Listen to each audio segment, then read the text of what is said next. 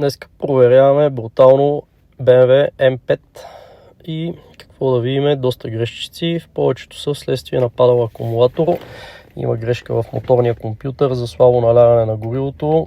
Като видим фриз фрема замразените кадри, какво се е случвало. Общо взето човек е пътувал от София до морето и е било много ниско налягането на горивото поради малко гориво в резервоарите. Това не е някакъв сериозен проблем. Хубавото, че това е запаметено. Ето, отваряме, гледаме какво се случва, когато е записала грешките и колко бензин е имало точно в нея. Била е на абсолютната резерва.